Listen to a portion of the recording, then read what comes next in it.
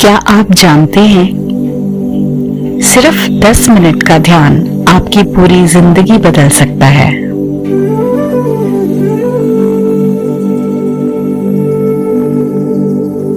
ध्यान योग अध्याय 6 श्लोक 7।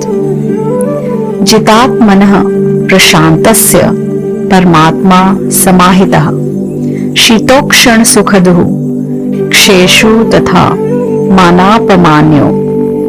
भावार्थ, जिस मनुष्य ने अपने चित्त को वश में कर लिया है, जिसका अंतःकरण शांत और स्थिर है, उसके लिए परमात्मा साक्षात उपस्थित हो जाते हैं। ऐसा साधक शीत उष्ण सुख दुख मान सम्मान सभी द्वंद्वों में समभाव रखता है।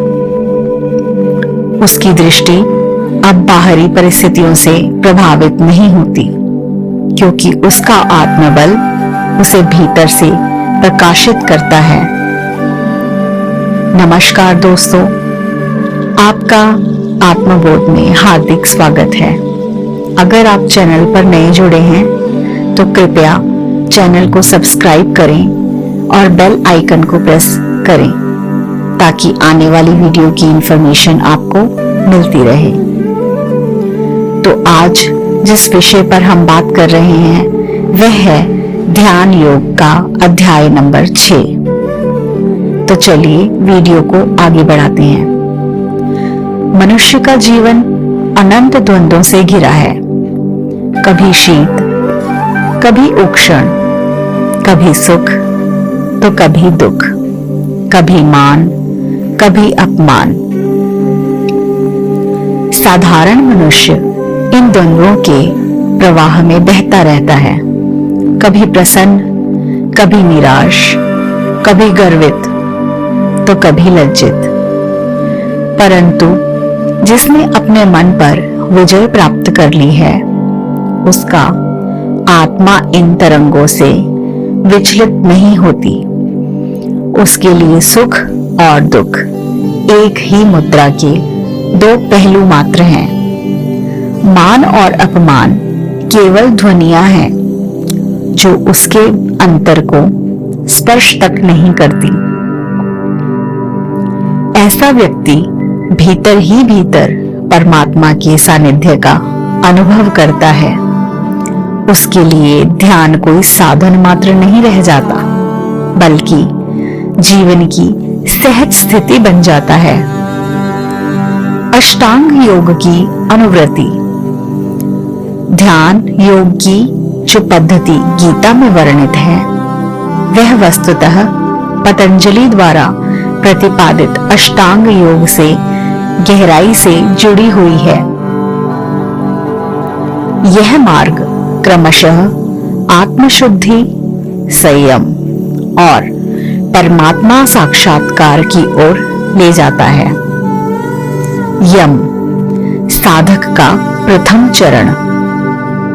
यहाँ वह बाहरी आचरण को शुद्ध करता है। सूर्योदय से पहले उठना, स्नान करना, वेद पाठ और पूजा अनुष्ठान करना, अहिंसा और सत्य का पालन, ये सब यम के अभ्यास हैं।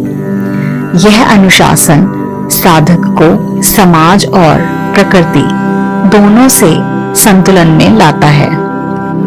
नियम, यह आंतरिक शुद्धि का अभ्यास है। यहाँ साधक व्रत लेता है, जैसे नशा ना करना, जुआ ना खेलना, अवैध संबंधों से दूर रहना, मांस, मछली, अंडे का त्याग करना। इन नियमों से इंद्रियां संयमित होती हैं और आत्मा में एक शुद्धता का भाव जागृत होता है। आसन, शरीर की स्थिरता और संतुलन। साधक विभिन्न मुद्राओं के द्वारा शरीर को साधता है। यह केवल व्यायाम नहीं, बल्कि शरीर को साधना के योग्य, सुदृढ़ और संयमित बनाने की कला है। प्राणायाम, श्वास पर नियंत्रण। यह साधना भीतर और बाहर दोनों का सेतु है। श्वास का नियंत्रित प्रभाव मन को स्थिर करता है और चेतना को उच्चतर स्तर पर ले जाता है। जब यह अभ्यास केवल स्वास्थ्य के लिए किया जाता है तब इसे हठ योग कहा जाता है। प्रत्याहार, इंद्रियों की वापसी। यहाँ साधक इंद्रियों को बाहरी विषयों से हटाकर अंतर्मुख करता है। दृष्टि बाहर से भीतर की ओर मुड़ती है और मन आत्मनिरीक्षण करने लगता है। धारणा, एकाग्रता की साधना। अब साधक बिना विचलित हुए मन को एक बिंदु पर केंद्रित करता है। यह बिंदु कोई मंत्र, देव रूप, ज्योति या परमात्मा का स्मरण हो सकता है। ध्यान, यह धारणा का विस्तार है। जब एकाग्रता गहराई ले लेती है तो मन ध्यान में डूब जाता है। यहाँ साधक बाहरी दुनिया से मुक्त होकर भीतर के दिव्य प्रकाश का साक्षात्कार करता है। ध्यान के विषय भिन्न भिन्न हो सकते हैं। ब्रह्म, परम ज्योति, परमात्मा, सर्वव्यापक चेतना या भगवान श्री कृष्ण। समाधि, योग की अंतिम अवस्था। यह साधक की आत्मा और परमात्मा का मिलन है। यहाँ योगी अपने भौतिक जीवन अस्तित्व से ऊपर उठकर दिव्य लोकों में प्रवेश करते हैं। जो ब्रह्म ज्योति की आकांक्षा रखते हैं वे उसमें लीन हो जाते हैं। जो भगवान की प्राप्ति में रमे हैं वे श्री कृष्ण के धाम बैकुंठ या गोलोक वृंदावन में जाकर उनकी दिव्य लीलाओं का संग पाते हैं।